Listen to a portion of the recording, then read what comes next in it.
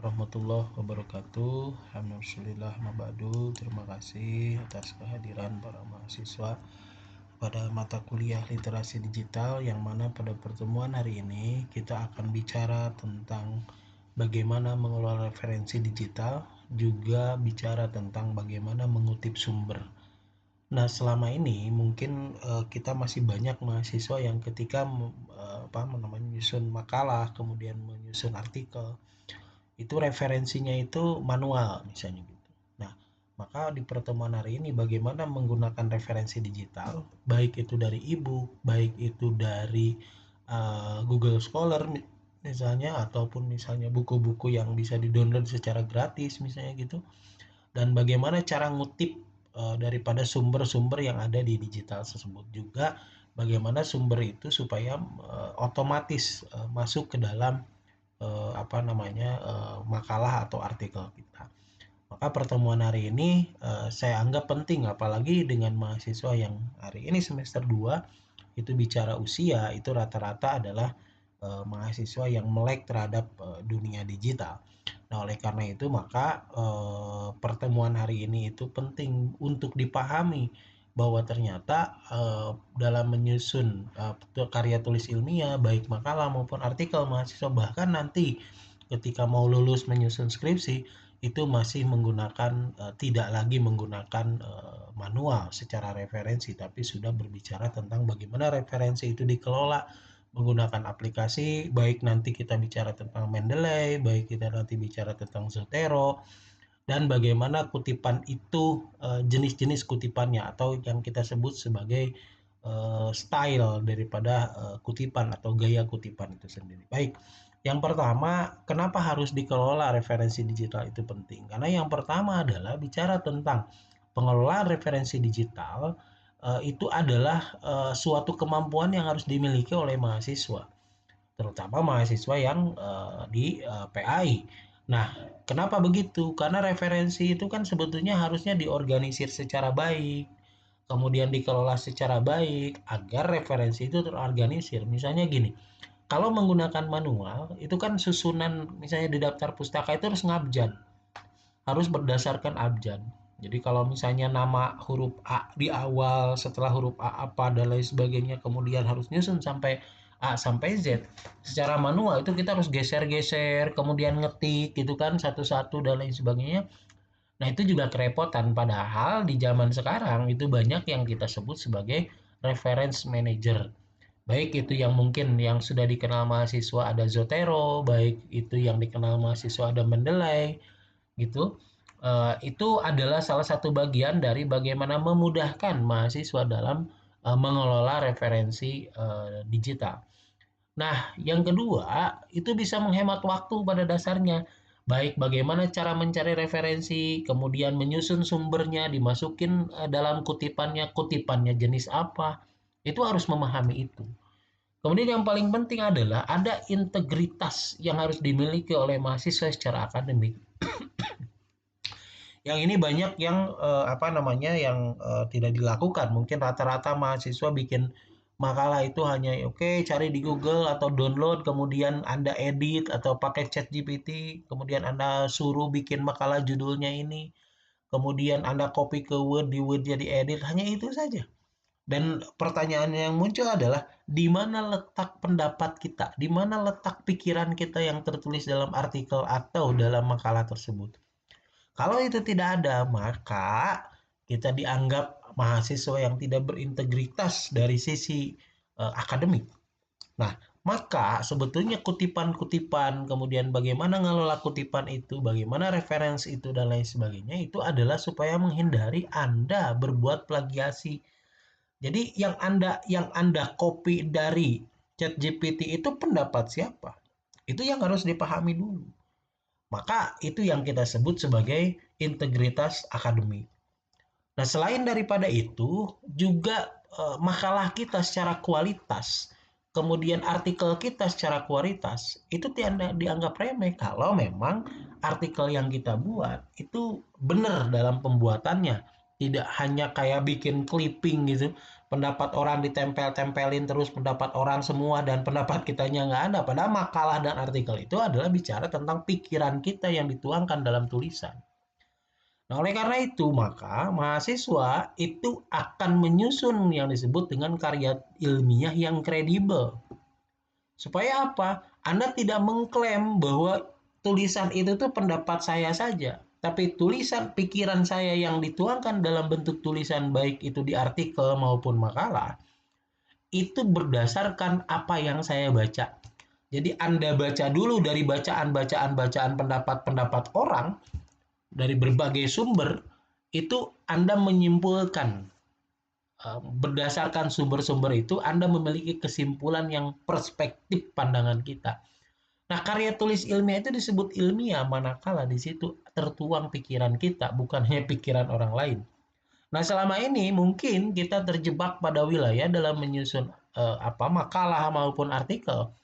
Itu kita terjebak pada menyusunkan, kalau bahasa saya kayak bikin clipping. Kalau clipping itu kan motong-motongin koran tuh dulu ya, tempelin, tempelin. Nah, kita tuh kayak nempelin pendapat orang saja. Tidak ada di situ pendapat kita atau kesimpulan dari pendapat kitanya. Kita menyimpulkan, oh ini pendapat A bahwa sholat itu begini. Menurut pendapat B, sholat itu begini. Menurut pendapat C, sholat itu begini. Maka dari pendapat-pendapat di atas dapat saya simpulkan, kesimpulan ini di akhir itu harusnya adalah pikiran kita. Silakan mahasiswa cek artikel dan makalah yang sudah dibuat. Adakah pikiran Anda yang tertuang dalam makalah? Adakah pikiran Anda yang tertuang dalam artikel? Nah, ini yang mungkin juga harus dicermati oleh mahasiswa. Maka kenapa pengelolaan referensi digital itu penting? Karena salah satu bagiannya adalah supaya karya ilmiahnya kredibel. Supaya Anda secara akademik Anda berintegritas. Gitu, nggak plagiasi, cuman copy paste dan lain sebagainya ya. Kemudian jenis sumber referensi digital itu ada berapa? Saya bagi menjadi 4 komponen dasar. Pertama, Anda jurnal online, Anda bisa menggunakan publish or vanish Anda nyari, atau Anda menggunakan misalnya Google Scholar dan kawan-kawan ya. Atau juga e-book yang Anda download tuh, buku digital gitu ya. Kemarin saya kasih tuh Z Library itu. Di situ Anda tinggal cari judul bukunya apa dan lain sebagainya, termasuk buku mata kuliah literasi digital, Anda bisa download juga di situ banyak. Atau database akademik, biasanya kampus itu menyusun database-nya. Dan itu juga kadang-kadang kampus nyebutnya namanya repositori institusi. Di situ ada skripsi mahasiswa, makalah mahasiswa, tugas-tugas mahasiswa ada di situ. Itu adalah yang kita sebut repositori, itu arsip digital. Nah, jadi Anda bisa dari 4 hal ini itu dijadikan sumber referensi digital. Karena pada dasarnya 4 komponen ini, baik itu jurnal online, e-book, kemudian database akademik maupun repositori, itu adalah bagian dari sumber-sumber referensi digital. Anda silakan menggunakan 4 komponen ini. Tapi dengan cara-cara tadi yang berintegritas, dengan cara-cara Anda menghindari plagiasi, dengan agar apa? Agar karya tulis ilmiah Anda itu benar-benar baik dan benar.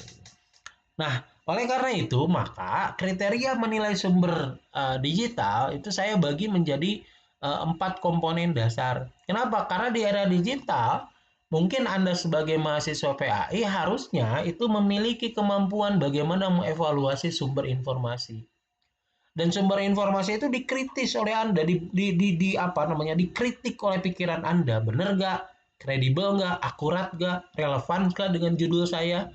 Atau jangan-jangan kita tuh bikin makalah tuh ya udah suruh chat GPT atau DeepSeek misalnya gitu, langsung jadi begitu saja tanpa mempertanyakan bahwa tulisan yang ada di DeepSeek, tulisan yang ada di chat GPT itu benar nggak? Satu, kredibel. Dua, akurat nggak? Informasinya benar nggak? Kemudian kredibel nggak penulisnya? Siapa yang nulis di chat GPT? Siapa yang nulis di DeepSeek? Pendapat siapakah itu? Kan itu persoalannya. Selama ini kita mungkin mengandalkan, dulu zaman saya ke internet saja udah ngantri gitu. Kalau anak-anak sekarang chat GPT, AI sudah banyak gitu dan lain-lain.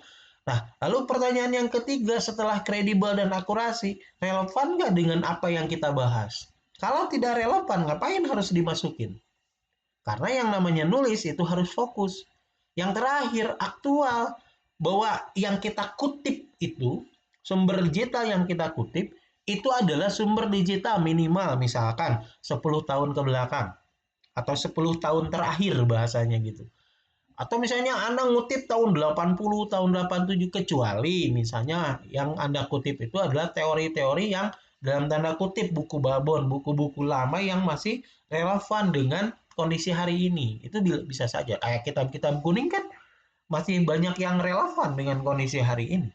Nah, sehingga 4 komponen itu yang harus dipahami ketika Anda menilai sumber digital. Satu, kriteria pertama namanya kredibilitas penulis. Institusinya benar nggak? Atau jangan-jangan kayak kita misalnya mencari contoh yang pertemuan kemarin saya jelaskan apa? Mencari beasiswa. Benar itu beasiswanya dari negara, ternyata websitenya itu blogspot.com misalnya gitu. Nah, itu kan juga jadi persoalan. Domain websitenya blogspot kan nggak mungkin ya negara pakai blogspot gitu. Negara itu kalau kayak Indonesia itu .go.id, go itu government. Kalau Malaysia itu .gov, govnya sama, government sebetulnya. Nah, itu kan juga harus dipahami. Sehingga kemudian apa? Sehingga kemudian ketika Anda menyusun atau menilai sumber-sumber yang Anda comot dari dunia digital, dari dunia internet itu tidak asal comot karena Anda melihat institusinya siapa yang nulis itu, penulisnya siapa yang nulisnya. Nah, selain yang kredibilitas, akurasi, kebenaran informasinya benar nggak, akurat nggak? Kemudian relevan nggak dengan apa yang kita sedang kaji nih, yang sedang kita bahas? Kalau tidak relevan, jangan dimasukin. Dan yang terakhir adalah aktualisasi yang disebut dengan apa namanya publikasinya itu aktual. Misalnya 10 tahun terakhir dan lain sebagainya. Nah, lalu langkah-langkah mengutip sumber. Yang pertama, Anda mau jenis sumber yang mana yang Anda akan kutip? Anda mau buku, misalnya, Pak, saya mau buku ngedownload dari Z Library, misalnya karena gratisan. Pak, saya mau dari Google Books. Boleh. Nah, pertanyaannya, kalau buku berarti tetap saja sama kayak Anda buku manual. Di situ harus ada pengarangnya, judul bukunya apa, penerbitnya siapa, kotaknya apa, tahunnya berapa. Itu jelas tuh kalau buku. Lalu yang kedua jurnal, Pak. Nah, kalau jurnal itu Anda mau pakai misalnya aplikasi apa Publish or Vanish atau Anda mau pakai aplikasi misalnya di Google Scholar misalnya dan lain sebagainya itu bisa saja. Nah, lalu yang apa namanya yang kedua bicara selain jenis sumber, langkah-langkah dalam mengutip Anda cari dulu jenisnya di mana. Lalu menggunakan aplikasi apa? Itu yang harus Anda pahami. Oh, Pak, saya mah berupa video. Tapi video di YouTube, Pak. Gimana caranya video di YouTube harus ditranskrip. Nah, sekarang banyak AI ya. Anda cukup masukin link YouTube, kemudian kesimpulan dari apa yang dijelaskan di YouTube itu langsung ada. Nah, kemudian yang kedua, pahami gaya sitasi. Kalau Anda bikin makalah rata-rata kalau di Karisma itu menggunakan apa namanya body text. Body text itu berarti kutipannya ada dalam bodinya gitu. Bukan footnote atau kita sebut sebagai turabian gitu. Nah, itu body text. Body text itu bicara tentang bagaimana misalnya menurut Ahmad dalam kurung 2023 kurung tutup mengatakan bahwa sholat adalah. Nah, itu body text gitu. Tapi kalau footnote itu ada misalnya angka 1 di ujung tuh yang kecil di atas, lalu di bawah halaman ada juga angka 1 menjelasannya. Nah, itu harus dipahami apakah misalnya menggunakan apa itu association psychological association A-nya itu apa ya? American Psychology Association kalau nggak salah. Kemudian MLA ada Chicago atau Turabian. Nah, itu sesuai biasanya perintah dosen. Nah, kalau Anda bikin makalah artikel, biasanya artikel sesuai dengan template yang diberikan. Itu menggunakan apa? MLA, Chicago itu banyak. Ada juga di situ nanti ada apa namanya? Ada IEEE, I triple I ini. IEEE ini. Itu ada. macam-macam gaya citasi itu. Nanti kita coba perlihatkan contohnya.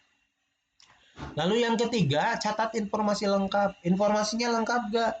Misalnya, kadang-kadang Anda ngutip artikel dari Google Scholar, tapi doi-nya nggak ada di apa namanya di Zotero-nya, atau doi-nya nggak ada pada saat Anda add bibliografi atau pada saat daftar pustakanya nggak ada. Itu juga harus dipahami tuh. Kalau nggak ada doi berarti URL-nya. Kalau buku berarti harus ada penerbitnya siapa. Gitu. Itu harus jelas tuh. Kemudian tanggal aksesnya, kalau misalnya website itu Anda diakses tanggal berapa, karena website itu bisa diedit. Dan Anda hindari mengutip dari Wikipedia, karena Wikipedia itu siapa aja bisa edit. Jadi kalau ada mahasiswa yang masih misalnya sholat dalam Wikipedia menjelaskan, ya itu udah nggak boleh, karena Wikipedia itu apa namanya bisa diedit. Yang terakhir adalah format kutipannya harus benar. Kalau kutipan langsung dan tidak langsung itu beda. Misalnya kalau Anda menggunakan apa, American Psychological Association tuh yang jenis apa gaya citasi body text, itu berarti Anda misalnya kutipan langsungnya misalnya menurut Ahmad dalam kurung 2023 sholat adalah. Nah, itu berarti kutipan langsung. Teks yang Anda kutip itu sama dengan tulisan yang ada di buku atau di artikel. Kalau misalnya Ahmadnya di belakang misalnya, sholat adalah bla bla bla bla bla dalam kurung Ahmad, koma 2023 kurung tutup. Nah, itu beda. Maka kalau yang Ahmad nama penulisnya itu ada di dalam kurung, berarti itu ciri bahwa yang dikutipnya kutipan tidak langsung. Nah, itu ciri sederhananya. Nah, kemudian tools pengelola referensi itu Anda ada Google Scholar, ada EndNote gitu. Kemudian Mendeley atau Zotero yang saya yakin Anda sudah menggunakan itu. Nah, bedanya Mendeley sama Zotero pada dasarnya sebetulnya sama saja, gratis dua-duanya. Hanya kalau Zotero lebih open source sehingga memudahkan kita kayak download dari Google Scholar dan lain sebagainya itu lebih mudah. Dan bedanya Mendeley itu 2 giga cloud-nya. Penyimpanan data di internetnya 2 giga. Kalau Zotero itu kalau nggak salah hanya 300 atau 500 mega. Itu lebih kecil. Jadi Anda silahkan mau apa namanya mau menggunakan tools yang mana untuk mengelola referensi itu.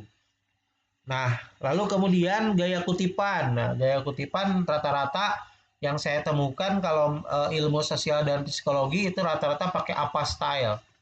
Kalau sastra dan bahasa itu MLA style biasanya.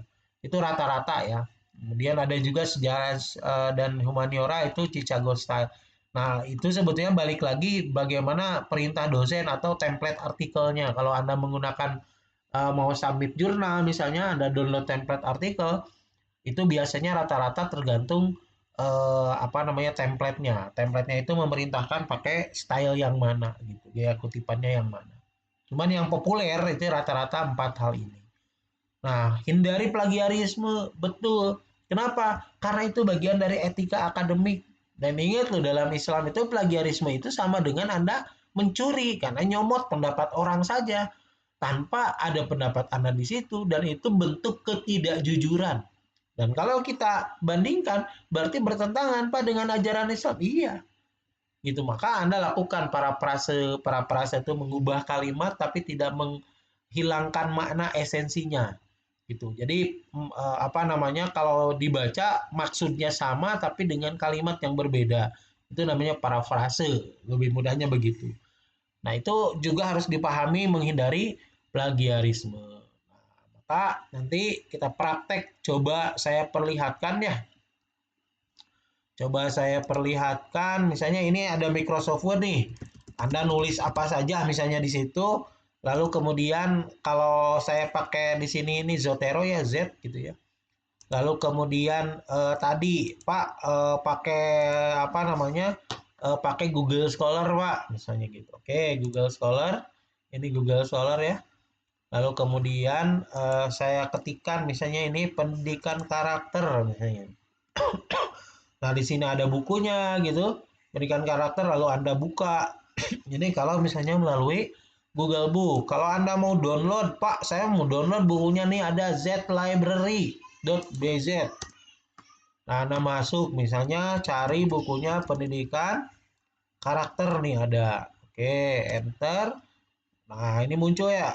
Klik misalnya Anda mau bukunya siapa? Ini misalnya.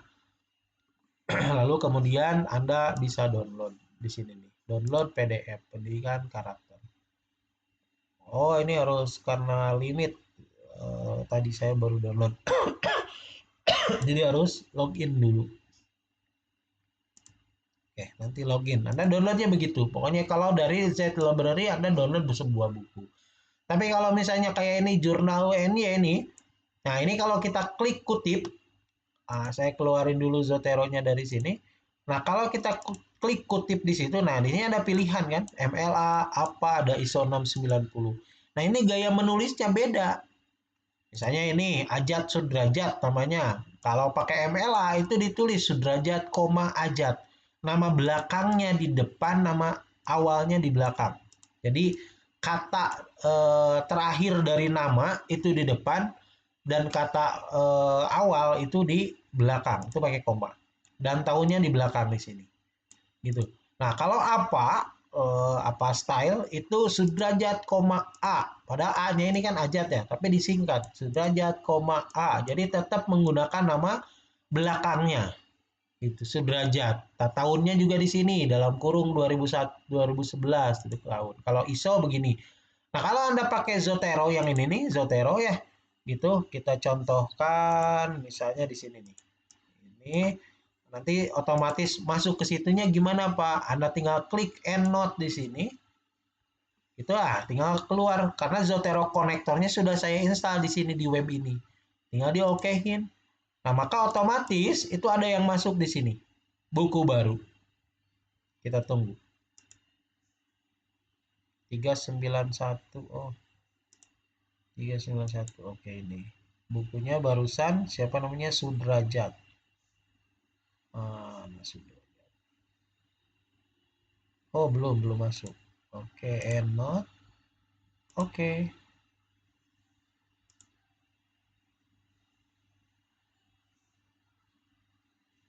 Bentar.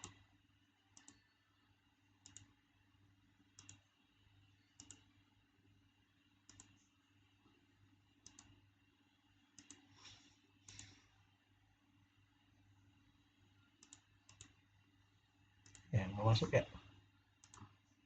Ininya kalau nah ini contoh ya, Razotero-nya konektornya udah masuk di situ. Oke, ini. Nah, ini pendidikan karakter ya. Bisa juga kayak gini dimasukinnya. Kita otomatis nanti masuk ke sini. Gitu. Nah, ini lagi error kayaknya. Atau kita buka begini bukunya. Nah, kita buka si artikelnya, nanti di sini ada doi nih. Nah, doi ini di copy, salin tautan, masuk ke Zotero, nanti ada gambar gini Zotero gitu ya. Lalu tinggal di enter. Nah, bukunya Sudrajat nih, ya. Buku artikelnya Sudrajat. Dan ini otomatis URL-nya ada, doi-nya ada, gitu ya. Nah, jadi ketika Sudrajat ini sudah masuk, maka dalam penulisan ini misalnya Anda nulis gitu kutipan tidak langsung misalnya gitu kayak gini gitu ya. Nah, maka Anda di ujung itu karena ini pendapat Sudrajat, Anda tinggal klik Zotero nih, Zotero. Ini aduh, apa ini? Nggak bisa diklik. Yang lain bisa. Oh, kehalang ini ya. Ini bisa digeser nggak? Aduh, kehalang rekaman. Bentar.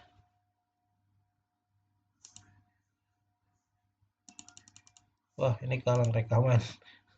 Nih kalau di layar saya ada tulisan rekaman. Nah, ini nanti di atas ini tuh ada tulisan Zotero. Pakai ini.